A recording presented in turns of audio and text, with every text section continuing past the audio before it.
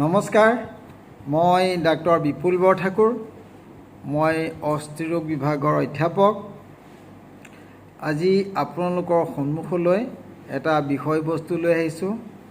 এই বিষয়বস্তু হৈছে ৰাজহাড়ত হোৱা টিবি। টিবি বা যক্ষ্মা ৰোগ আমি সাধাৰণতে হাওঁফাওঁত হোৱা কথাটো আমি জানো। আৰু এটা কথা ঠিক যে মানুহৰ ইতিহাস যিমান দিন পুৰণা, ঠিক তিমান দিন যক্ষ্মা ৰোগৰ ইতিহাসো পুৰণা।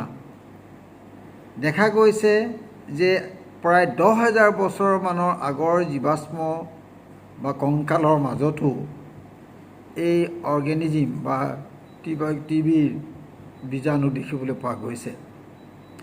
মিছৰৰ মামিৰ মাজতো আজিৰ পৰা ধৰক 3,000 পৰা 4,000 বছৰ কাল আগত এই মামি আছিল। মামিবিলাকৰ মাজতো টিবি ৰোগৰ সন্ধান পোৱা গৈছে।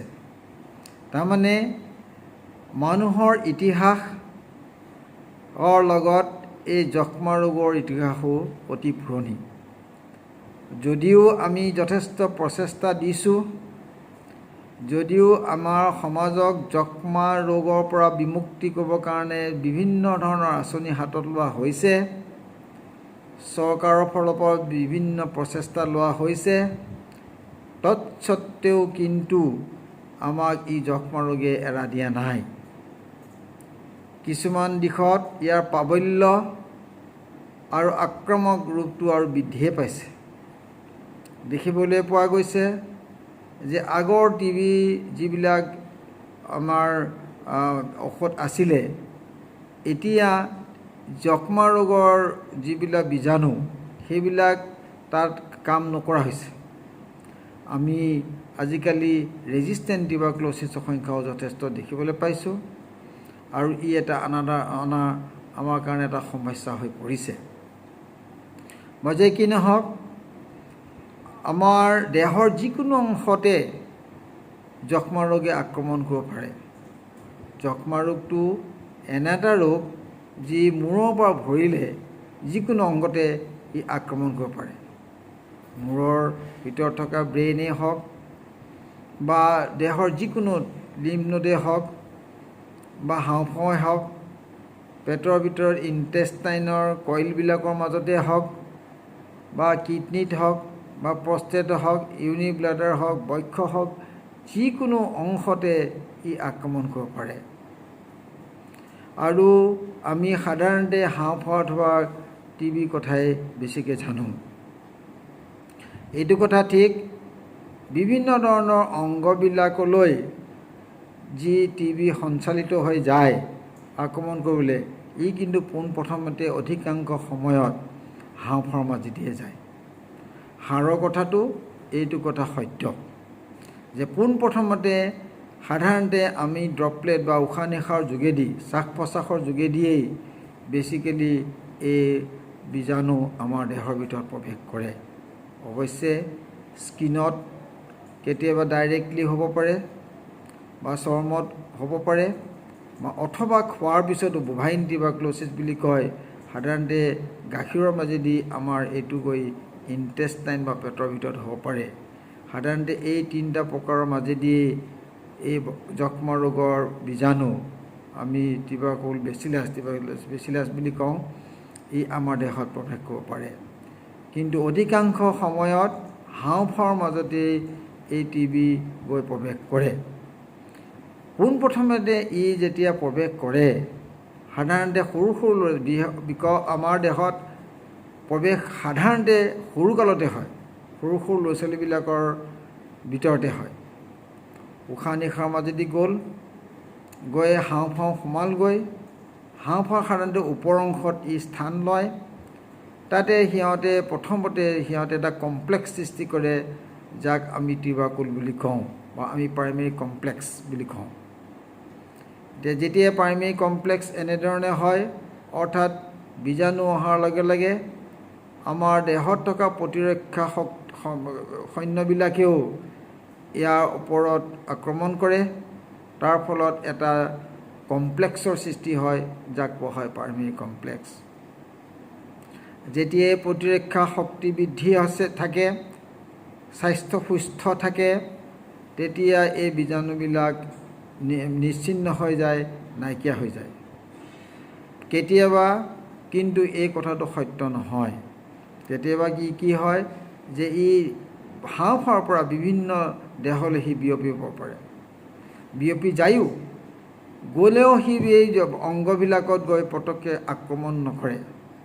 সি বহু সময়ত সুপ্ত অৱস্থাত বা নিলিপ্ত অৱস্থাত পৰি থাকে, ইনএক্টিভ বা ডৰমেণ্ট বুলি কোৱা হয়। এনেকৈ পৰি থকা অৰ্গেনিজিমবিলাকে যেতিয়াই সুযোগ সুবিধা পায় তেতিয়াই বিকাশ কৰিব বিচাৰে। সুযোগ সুবিধা মানে যে যেতিয়া দেহৰ প্ৰতিৰক্ষা ক্ষমতা কমি আহে, দুৰ্বল হৈ পৰে, স্বাস্থ্যৰ অৱনতি হয়, আমাৰ ক্ষমতা বিলুপ্তি হয়, তেতিয়া এই অৰ্গেনিজিমবিলাক, এই বীজাণুবিলাক সক্ৰিয় অৱস্থালৈ পায় আৰু সিহঁতৰ নিজৰ ৰূপবিলাক দেখুৱাবলৈ ধৰে। আৰু এইটো হৈছে আমাৰ সাধাৰণতে হোৱা পদ্ধতি।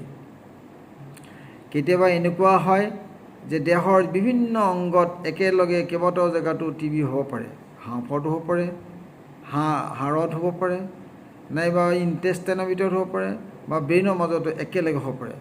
সেইবিলাক ৰোগীৰ ক্ষেত্ৰত প্ৰযোজ্য হয় যিবিলাকৰ দেহত যেতিয়া ইমিউনিটি বা দেহৰ প্ৰতিৰক্ষা ক্ষমতাটো যথেষ্ট হ্ৰাস হয়। ফলস্বৰূপে তেওঁলোকক মিলিয়েৰি টিউবাৰকুলোচিছ বুলি কোৱা হয়, বিভিন্ন দেহত বিয়পি পৰা টিউবাৰকুলোচিছ। এতিয়া আমি হাড়ৰ বিষয়ে আলোচনা কৰোঁ। এতিয়া হাড়ত দেখা গৈছে যে 100জন টিবি যদি হয়, প্ৰায় 3জনৰ হাড়ৰ মাজত টিবি হোৱাটো দেখা যায়। আৰু হাড়ত হোৱা টিবি অধিকাংশৰ ক্ষেত্ৰত ৰাজহাড়ৰ মাজত দেখা যায়।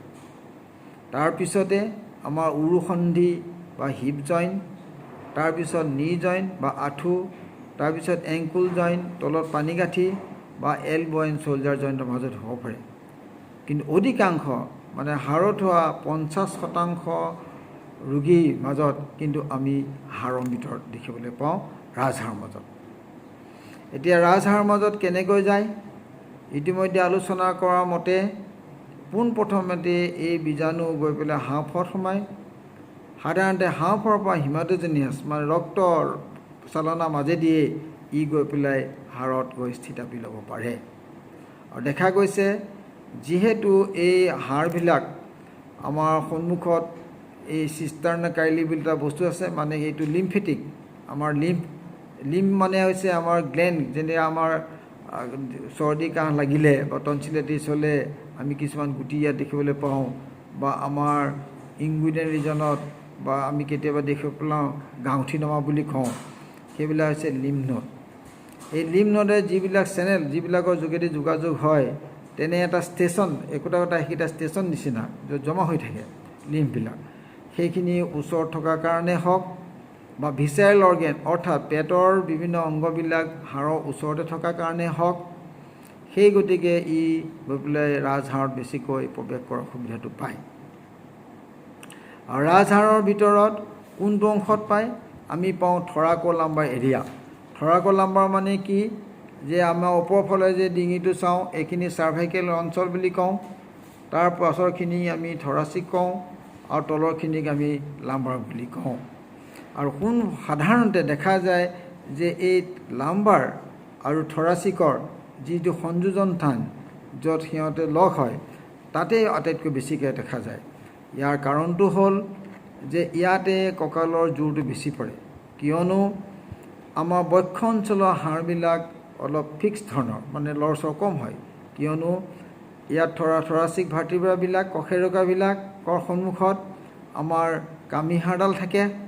কামি হাড় বক্ষটোৱে ধৰি ৰখাৰ কাৰণে এই হাড়বিলাকৰ লৰচৰটো অলপ কম। কিন্তু তুলনামূলকভাৱে আমাৰ লাম্বাৰ তলৰখিনি অঞ্চলত বা ডিঙিৰ ওপৰৰ অঞ্চলত, এইখিনি চাৰ্ভাইকেল স্পাইনৰ অঞ্চলত আমাৰ লৰচৰৰ সংখ্যাটো অলপ বেছিকৈ দেখা যায়। আৰু যি জেগাত বেছিকৈ লৰচৰ হয় তাত সমস্যাবিলাক বেছিকৈ হয়। আৰু যিহেতু তুলনামূলকভাৱে থ'ৰাচিক অংশটো অকণমান স্থিৰ, আৰু তুলনামূলকভাৱে এই লাম্বাৰ এৰিয়াটো বহুত লৰচৰ কৰি থকা অংগ, আৰু এই জাংচনেল পইণ্ট যোনটোত এইটো লৰচৰ আৰু যোন স্থিৰ জেগাখনৰ মাজত সংযোজন জেগা তাতে জোৰটো বেছিকৈ পৰে আৰু তাৰ ফলতে এই সমস্যাটো ইয়াত বেছিকৈ হয়। এতিয়া যেতিয়া সমস্যাটো সোমায় সাধাৰণতে দেখা যায় যে দুটা কশেৰুকাৰ আশে পাশে থকা অঞ্চলতে পোনপ্ৰথমতে প্ৰৱেশ কৰে। অৰ্থাৎ অৱশ্যে এইটো আমাৰ এটা কশেৰুকা যদি ধৰোঁ, কশেৰুকাটোৰ বিভিন্ন অংগবিলাক থাকে। পিছফালে এনেকুৱা ধৰণৰ স্পাইনাছ প্ৰচেছ হওক, এই স্পাইনাছ প্ৰচেছ, ট্ৰেনভাৰ্ছ প্ৰচেছ আৰু বডি ভাৰ্টিব্ৰা। সাধাৰণতে টিবিয়ে গৈ পেলাই আমাৰ আগৰ অঞ্চলক, বডি অঞ্চলক বেছিকৈ আক্ৰমণ কৰে। আমাৰ কিছুমান জেগা আছে যে আমি এণ্টিৰিয়ৰ পাৰ্ট বুলি কওঁ, চেণ্ট্ৰেল পাৰ্ট বুলি কওঁ, পেৰাডিস্কেল পাৰ্ট বুলি কওঁ, এপেণ্ডিচিয়েল বুলি কওঁ। কিন্তু আটাইতকৈ বেছিকৈ আক্ৰমণ কৰা স্থানটো হ'ল এই দুটা অংশ, মানে যোগাংশ, মানে আমি পেৰাডিস্কেল, মানে এইটো ডিস্ক মানে হৈছে আন্তঃকাষেৰুকা ফলক। আন্তঃকাষেৰুকা ফলকৰ আশে পাশে সাধাৰণতে ই আক্ৰমণ কৰাটো বেছিকৈ দেখিবলৈ পোৱা যায়। অৱশ্যে কেতিয়াবা আমাৰ কশেৰুকাটোৰ ভিতৰতো আৰম্ভ হ'ব পাৰে, কেতিয়াবা কশেৰুটোৰ আগফালে আৰম্ভ হ'ব পাৰে, কেতিয়াবা কশেৰুকাৰ পিছফালে আৰম্ভ কৰিব পাৰে। কিন্তু আটাইতকৈ বেছিটো পেৰাডিস্কেল, অৰ্থাৎ কশেৰুকা, দুটা কশেৰুকাৰ। ইয়াৰ কাৰণটো হ'ল যে যেতিয়া এই হাড়বিলাক বৃদ্ধি হয়, সৃষ্টি হয়, দেখা যায় যে এটা ৰক্তবাহী নলিকাই, ৰক্তবাহীয়ে এই দুটা এই আশে পাশে একেটা অঞ্চলক ই ৰক্ত দিয়ে, ৰক্ত চালনা কৰে।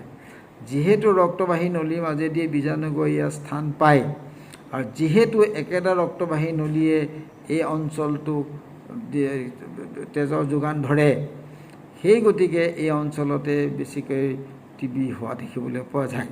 আমি পেৰাডিস্কেল এৰিয়া বুলি কওঁ। যি কি নহওক, পোনপ্ৰথমতে যেতিয়া ই সোমোৱাৰ ফলত ই কি কৰে, এই হাড়বিলাক খাই দিবলৈ বিচাৰে, খাই দিয়ে, পুজ হয়, ধ্বংস হয় আৰু কেতিয়াবা এই হাড়ডাল বেকাবিকি হৈ যাব পাৰে। যিহেতু হাড়ডালৰ দুৰ্বলতাটো বাঢ়ি যায়, তাৰ ফলস্বৰূপতে কেতিয়াবা হাড়ডাল কোচ খাই যায়, আমি তাকে কাইফোচিছ বুলি কওঁ, বেকা হৈ যাব পাৰে কেতিয়াবা হাড়ডাল। আৰু এই সমস্যাটো সৰু সৰু ল'ৰা ছোৱালীৰ মাজত বেছিকৈ দেখা যায়। যদি সৰু সৰু ল'ৰা ছোৱালী, বাঢ়ি অহা ল'ৰা ছোৱালীৰ মাজত এই টিবিয়ে বা যক্ষ্মা ৰোগে আক্ৰমণ কৰি এটা ভাৰ্টিব্ৰাটো খাই নাইকিয়া কৰি দিয়ে, বা এটা কশেৰুকা বা পেৰাডিস্কেল এৰিয়া অঞ্চলত যেতিয়া ই আক্ৰমণ কৰে, কৰি উঠি পেলাই আশে পাশে অঞ্চলটো সি ধ্বংস কৰি দিয়ে, এই হাড়ডাল আৰু বাঢ়িব নোৱাৰা হয়। বাকীবিলাক হাড় বাঢ়ি যায়, এইফালৰ হাড় বাঢ়ি যায়, ই গোট খাই থাকে আৰু এটা বক্ৰ ৰূপ ল'ব পাৰে, তাক আমি কাইফোচিছ বুলি কওঁ। কেতিয়াবা বস্তুটো ইমানেই বেকাবিকি হৈ যায় যে তাৰ ফলস্বৰূপতে আৰু বহুত ধৰণৰ সমস্যাৰ সৃষ্টি হ'ব পাৰে, সেই বিষয়ে আমি ক'ম। এই ৰোগৰ আক্ৰমণ হোৱাৰ লগে লগে যিহেতু এইবিলাক বিনষ্ট হৈ যায়, তাৰ ফলস্বৰূপে পুজৰ সৃষ্টি হয়, যাক আমি কোল এপচিছ বুলি কওঁ। কোল এপচিছ বুলি কোৱাৰ লগে লগে এটা কথা ঠিক যে সাধাৰণতে অন্য জেগাত হোৱা যেনেকৈ আমি বিষ হোৱা হওক বা অন্য জেগাত ইনফেকশ্যন বা পুজ হয়, তাত সাধাৰণতে বিষ, যন্ত্ৰণা আৰু জেগাটো অকণমান গৰম যেন লাগে। সেইকাৰণে তাৰ পুজটো থকা লক্ষণবিলাক আমি ধৰিব পাৰি। কিন্তু এইবিলাক পুজৰ আকৌ এটা বেলেগ লক্ষণ হ'ল যে ই এনেধৰণৰ লক্ষণবিলাক সাধাৰণতে নেদেখুৱায়। সেইকাৰণে ইয়াত এপচিছ হয়, পুজ হয়, কিন্তু অলপ ঠাণ্ডা, মানে কোল, মানে তাত অন্য ধৰণৰ পুজৰ নিচিনাকৈ ইয়াত এনেধৰণৰ লক্ষণবিলাক দেখিবলৈ পোৱা নাযায়। সেইকাৰণে আমি কোল এপচিছ বুলি কওঁ। যে কি নহওক, এই পুজৰ দ্বাৰাই হওক বা হাড়ৰ অৱশিষ্ট ধ্বংস হোৱা অংগবিলাকৰ কাৰণে হওক, তেতিয়া ইয়াৰ ভিতৰত আমাৰ হাড়ৰ ভিতৰত যিটো স্নায়ু, আমাৰ স্পাইনেল কৰ্ড থাকে, মাজেদি স্পাইনেল কৰ্ডডাল যায়। স্পাইনেল কৰ্ডডাল আমি জানো যে ওপৰত থকা মস্তিষ্কৰ পৰা আচলতে আমাৰ কেন্দ্ৰীয় চেণ্ট্ৰেল নাৰ্ভাছ ছিষ্টেমৰ বা কেন্দ্ৰীয় স্নায়ুৰ এটা অংগ হৈছে মেৰুৰজ্জু, বা আমি যাক স্পাইনেল কৰ্ড বুলি কওঁ। এই স্পাইনেল কৰ্ডডাল ভাৰ্টিব্ৰা বা কশেৰুকা থকা ফুটাটোৰ মাজেদি যিটো চেনেল থাকে, যিটো এটা কেনেল হৈ গ'ল, তাৰ মাজতে সোমাই থাকে আৰু তাৰ পৰাই এইবিলাক নাৰ্ভ আৰু ৰুটবিলাক ওলাই আহে। যি পৰা পিছলৈ গৈ এইবিলাকে আমাক শৰীৰৰ বিভিন্ন অংগলৈ যায় আৰু ইহঁতে বাৰ্তা আনে, বাৰ্তা নিয়ে ব্ৰেইনলৈ বা মস্তিষ্কলৈ। গতিকে এইবিলাক হ'ল একোডাল কেবুল। এই কেবুলবিলাকে খবৰ অনা, খবৰ নিয়া এই দুটা কামেই কৰে আৰু সেইটো ব্ৰেইনলৈ পঠিয়ায়।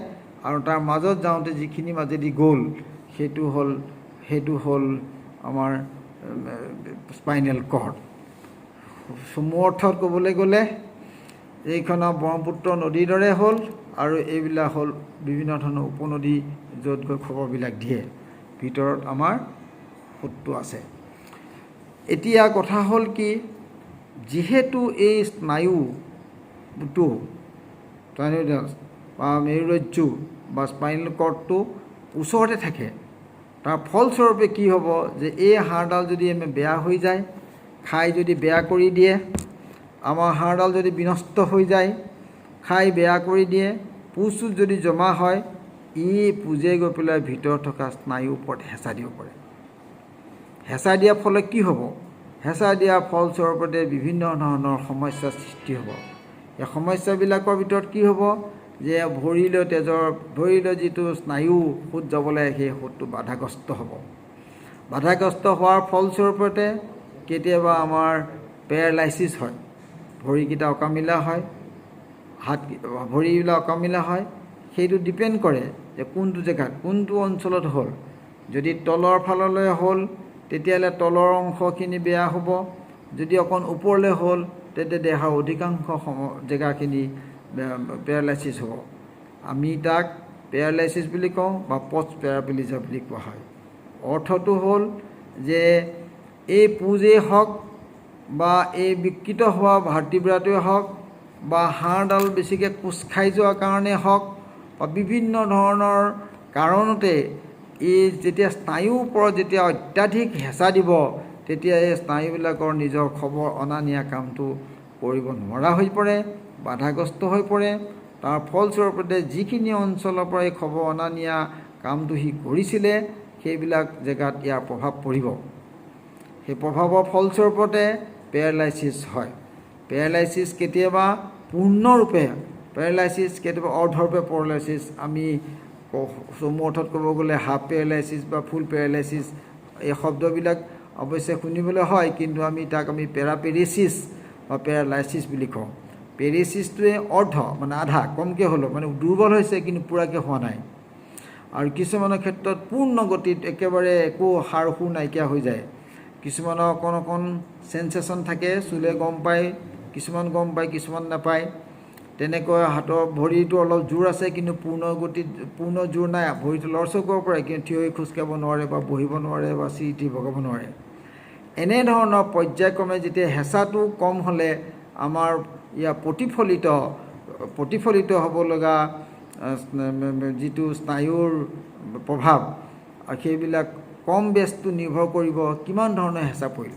কমকৈ হেঁচা পৰিলে কম ধৰণৰ, বেছিকৈ হেঁচা পৰিলে বেছি ধৰণৰ। বেছিকৈ হেঁচা পৰি কেতিয়াবা একদম ইমানেই হেঁচা পৰিলে তেতিয়াহ'লে পেচাব পায়খানাও কেতিয়াবা বন্ধ হৈ যাব পাৰে। তেওঁলোক পেচাব কণ্ট্ৰলটো হেৰুৱাই দিয়ে বা পায়খানা কণ্ট্ৰলটো হেৰুৱাই দিয়ে। এইটো আমি পট পেৰালাইচিছ বুলি কওঁ, পট পেৰাপ্লেজিয়া বুলি কওঁ। গতিকে এই টিবিটোৱে, যক্ষ্মা ৰোগে আমাক কঁকালৰ বিষৰ পৰা আৰম্ভ কৰি, চিম্পুল কঁকালৰ বিষৰ পৰা আৰম্ভ কৰি এটা পূৰ্ণ পেৰাপ্লেজিয়া অৱস্থালৈকে লৈ যাব পাৰে।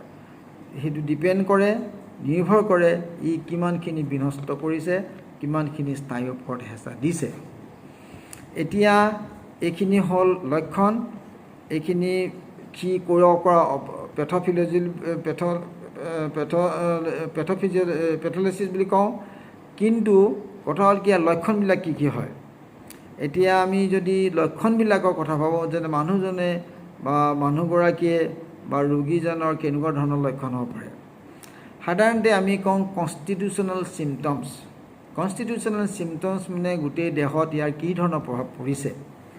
অৰ্থাৎ এইটো দেখিবলৈ পোৱা যায় যে মানুহজনৰ ভোক চোকবিলাক কমি গৈছে, জ্বৰ ভাৱ এটা আহিছে। সাধাৰণতে ইভিনিং ৰাইজ অফ টেম্পাৰেচাৰ, মানে সন্ধিয়া সময়ত জ্বৰ হয়, ভোক নালাগে, দুৰ্বল হৈ পৰে, ওজনৰ হ্ৰাস হয়। তাৰপিছত দেখা যায় নাইট ক্ৰাই বা নাইট চুৱেটিং, মানে ৰাতি কেতিয়াবা ঘামে। এইবিলাক হ'ল একোটা একোটা কনষ্টিটিউশ্যনেল চিমটমছ বুলি কোৱা হয়। কিন্তু এইটো কথা ঠিক যে কিছুমান মানুহৰ ক্ষেত্ৰত এনেধৰণৰ লক্ষণবিলাক হয়তো দেখিবলৈ পোৱা নাযায়। সাধাৰণতে টিবি ৰাজহাড়ত কেতিয়াবা স্বাস্থ্যৱান মানুহৰ মাজতে হোৱা দেখা যায়। সুন্দৰ স্বাস্থ্যৱান যুৱকজন কঁকালৰ বিষ লৈ আহিছে, একো নাই, তেওঁ জ্বৰো নাই, তেওঁ অন্য একো কনষ্টিটিউশ্যনেল যিটো আমি আলোচনা কৰোঁ তেনেধৰণৰ কোনো লক্ষণ নাই, তেওঁ সুন্দৰভাৱে আছে।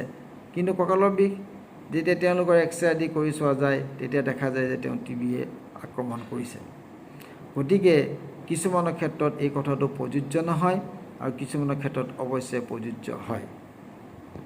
আৰু পিছলৈ সেইখিনি হ'ল মানুহজনৰ সমস্যা, কঁকালৰ বিষ, লগতে ভোক নলগা, লগতে ওজন কমি যোৱা, লগতে সন্ধিয়া সন্ধিয়া জ্বৰ হোৱা, ৰাতি ঘাম ওলোৱা, এইবিলাক লক্ষণৰ লগতে আমি ইতিমধ্যে আলোচনা কৰা বিভিন্ন ধৰণৰ উইকনেছবিলাক লৈহে পৰে।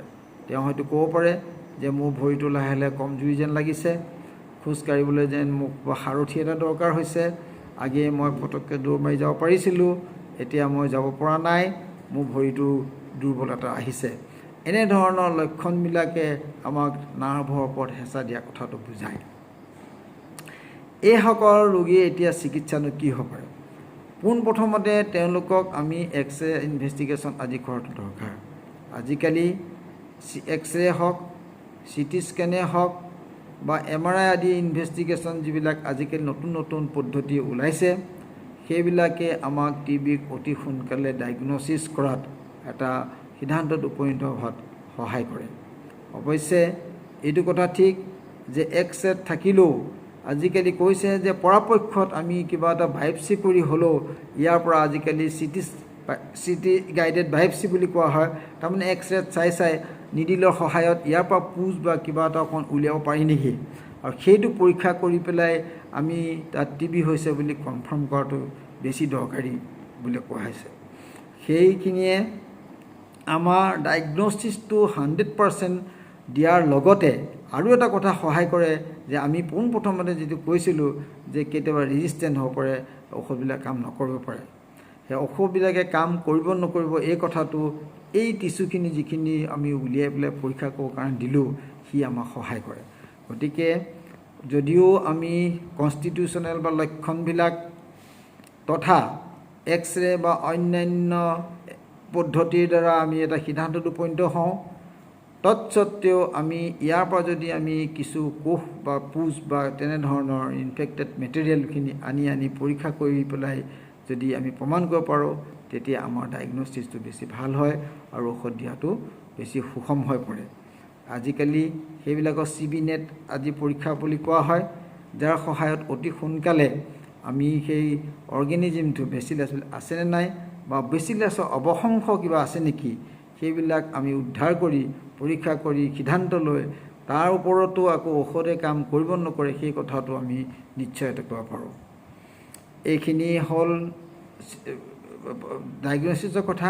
এতিয়া ট্ৰিটমেণ্টটো কি? ট্ৰিটমেণ্ট বুলি কোৱাৰ লগে লগে যে পোনপ্ৰথমতে এনেধৰণৰ যদি সমস্যা এটা আছে বুলি গম পোৱা যায় আৰু মেৰুদণ্ডত হৈছে বুলি গম পোৱা যায়, তেতিয়াহ'লে পোনপ্ৰথমৰ কথা হ'ল যে তেওঁ এটা ৰেষ্টৰ দৰকাৰ আছে। কাৰণ মানুহজন যেতিয়া খোজকাঢ়ে কাম কৰে, আমাৰ যিমান গোটেই ভৰ থাকে, ভৰবিলাক এই আচলতে মেৰুদণ্ডৰ মাজেদি পাৰ হৈ যায়। এতিয়া যদি মেৰুদণ্ডডালৰ নিজৰে জোৰ নাইকিয়া হয়, ইয়াৰ যদি খাই বহুখিনি দুৰ্বল পৰে, তেতিয়াহ'লে হেঁচাটো গাৰ বলটো সি ল'ব নোৱাৰা হয়, তাৰ ফলস্বৰূপতে আমাৰ ইয়াৰ আৰু বিনষ্ট হ'ব পাৰে।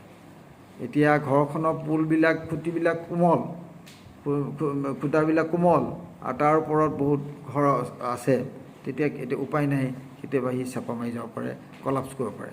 এইবিলাক আমি দেখি আহিছোঁ আৰু সেই কথাটো ইয়াতো প্ৰযোজ্য হ'ব যে মানুহজনৰ বলটো ল'ব পৰা অৱস্থালৈ সি ল'লে, কিন্তু ই যদি বেছি দুৰ্বল হৈ পৰিল, তাৰ ফলস্বৰূপে উল্টা হ'ব পাৰে, কেতিয়াবা হাড়ডাল কলাপছ কৰি যাব পাৰে, চেপা খাই যাব পাৰে, কাইফ'চিছ হ'ব পাৰে, ফ্ৰেকচাৰ হ'ব পাৰে।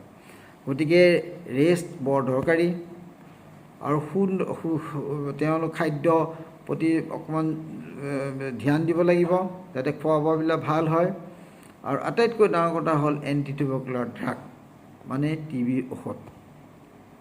আজিকালি আমাৰ চৰকাৰে dots centre directly observe treatment therapy যিটো কয় শ্বৰ্ট কোৰ্চ সেইটোৰ যোগেদি বিনামূলীয়াভাৱে চিকিৎসা দিয়াৰ কথা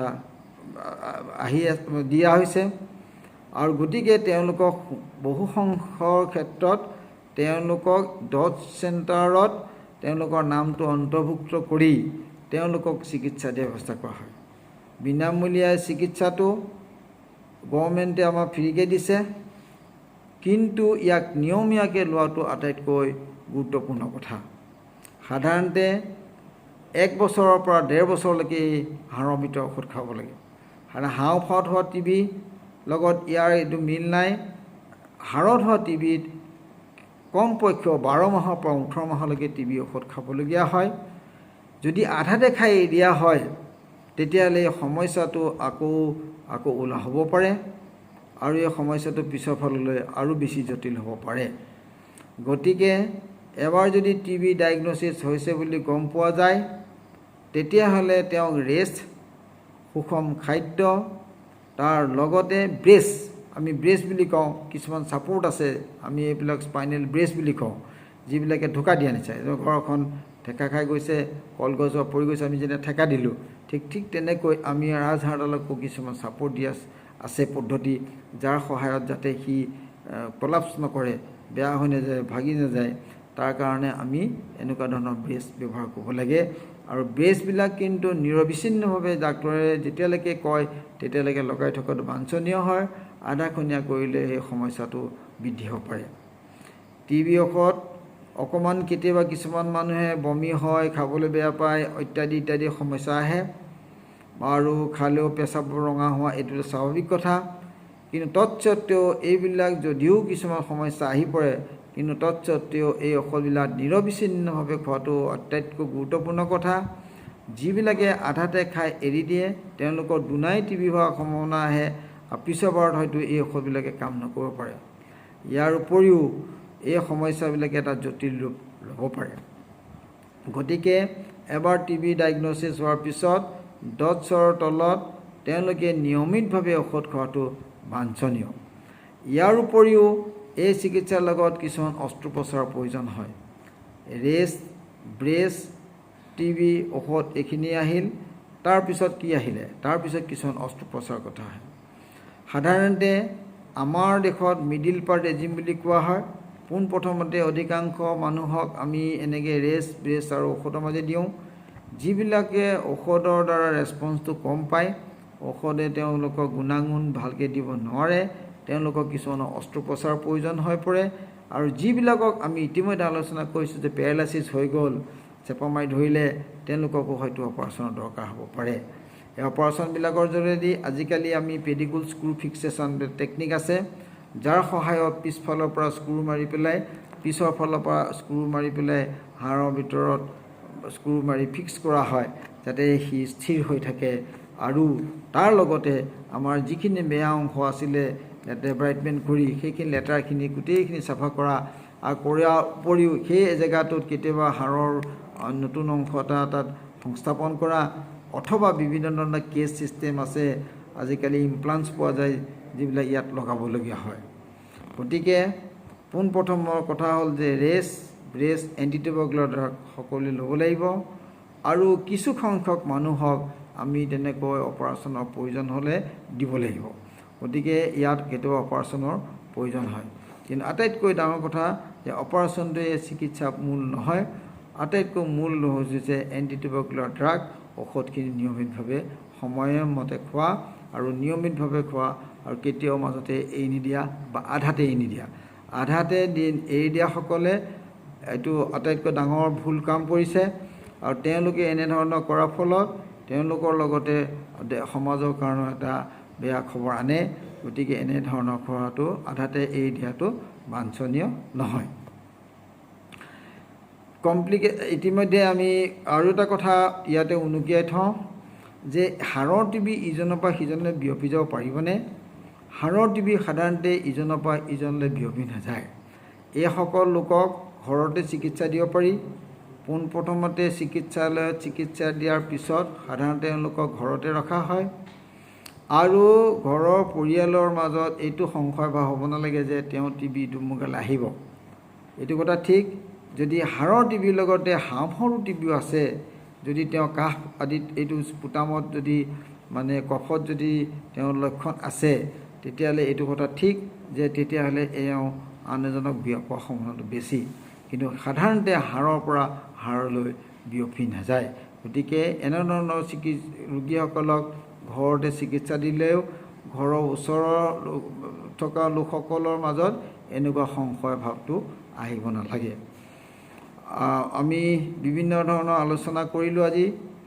আৰু অৱশ্যে অকল ৰাজহাড়ৰ মাজতে নহয়, অন্য জেগাতো টিবি হ'ব পাৰে, কিন্তু ৰাজহাড়ৰ মাজত ইয়াৰ প্ৰাদুৰ্ভাৱটো বেছি, ইয়াৰ সমস্যা বেছি। সেই গতিকে আমি ৰাজহাড়ৰ বিষয়ে আলোচনা কৰিলোঁ। আশা ৰাখিছোঁ এই আলোচনাই আপোনালোকক সহায় কৰিব। নমস্কাৰ।